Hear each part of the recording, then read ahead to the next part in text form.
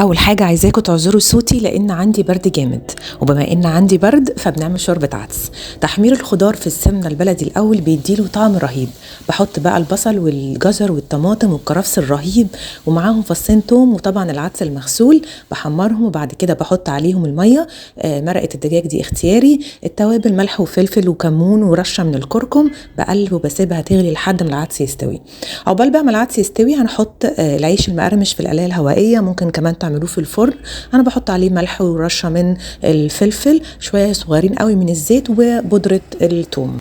هنا بقى كان خلاص العدس والجزر استووا كويس، فبتاخدوهم تضربوهم في خلاط او هاند بلندر او زي ما تحبوا، وشوفوا لي بقى القوام بقى ازاي حريري من غير ما نضيف بطاطس ولا اي حاجه. خلاص كده احنا جاهزين نشرب شوربه العدس. بس انا بحب بقى ساعات كده جنب حله شوربه العدس دي اعمل طاسه كده فيها حبه بالشعريه. بحمر الشعريه في سمنه بلدي وبنطش بقى العدس فيها، وشموا الريحه بقى بتاعه المطبخ في الوقت ده.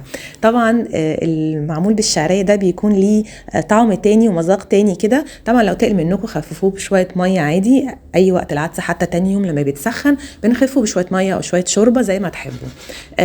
كان خلاص بقى كمان العيش اتقرمش وتحمص في القلايه الهوائيه، وزي ما قلت لكم ممكن تعملوه في الفرن او كمان على فكره في طاسه من فوق.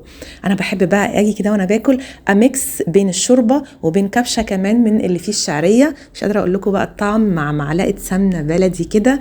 الحركة دي بتاعت الناس الأكيلة كده اللي بيحبوا طعم السمنة البلدي في العدس. وبعد كده شوية من العيش المحمص، وجربوه بطريقتي ومش هتندموا بالهنا.